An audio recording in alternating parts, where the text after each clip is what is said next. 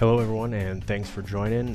This clip is actually taken from the Left of Greg number 24 podcast. You can watch the whole episode down below by clicking some of the full podcast links, but in this clip we're talking specifically about human complacency and how it relates to situational awareness and why we sometimes miss things in our environment and where that complacency comes from. So there's a little bit of a evolutionary reason as to why this stuff occurs, so you can find a little bit about it on this clip, and then of course how to combat it in all of our other clips and what you can do to build up a little bit of that situational awareness and get better at reading and understanding human behavior. Thanks for watching. Please like it, share it, subscribe to the channel, and we'll have plenty more in the future. Thanks. By those. So I want to touch on it that you talked about.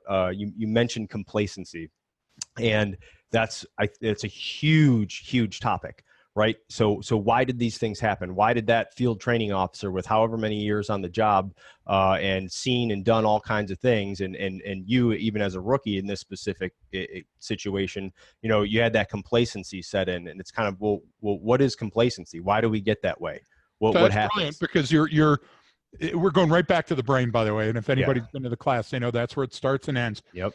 Your amygdala and many of the same places that are attacked by your catecholamines and your neurochemical cocktails are not only sensing danger constantly sampling your environment for you, but remember, we've outgrown our primitive triggers. Therefore, we don't pay attention to our primitive signatures. Sometimes the signals our brain is sending us are the same many times conduits for our arousal. So for example, to get Ugluk out of the cave to go up and go get something to eat, he had to be able to smell and hear something that he said, oh, that's a rabbit. And I know if I put a rabbit in a pot with a rock and a potato, that's really good for me, okay? So those smells. Now, Ugluk, as he was walking outside of that cave, he also looked and he saw a pile of bones and he smelled decay. Why do human beings decay and have an odoriferous decay?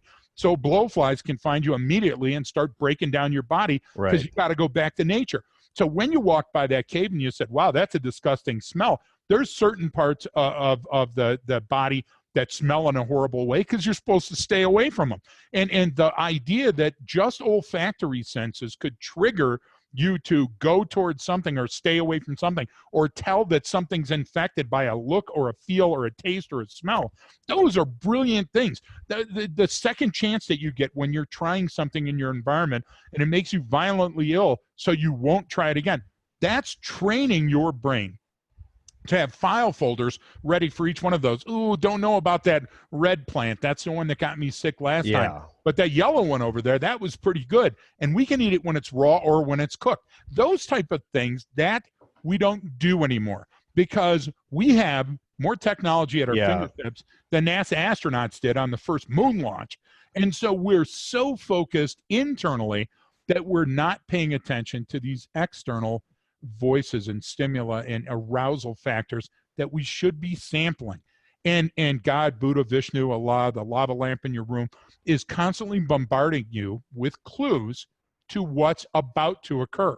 And if we pay attention to those clues, life is easy, man. We'll have a good time. Hey, you might step out and get hit by a meteorite that you didn't anticipate. Right. But almost everything else is going to be taken care of. But if you follow patterns and you repeat behaviors and you're not tuned in, you're not aware of your surroundings, situational awareness, then what's going to happen is you're going to walk blindly into something and now you're react. I'm all for Krav Maga, baby. Go out there and get your Shotokan training. Go to the range and shoot them up. Do all those other things. But those make you feel good at bang. Yes. What are you doing before the incident? That's why we're talking about up armor in the brain. You train your brain to anticipate these situations. You can avoid them. Most human beings aren't coppers or EMS technicians or soldiers. Yeah. Hell, we're vets, and there's not a lot of people that we run into in a normal day that's a veteran, right? So what chance do those people have, other than being sheep, being cannon fodder, if they're not more aware of what they're getting into?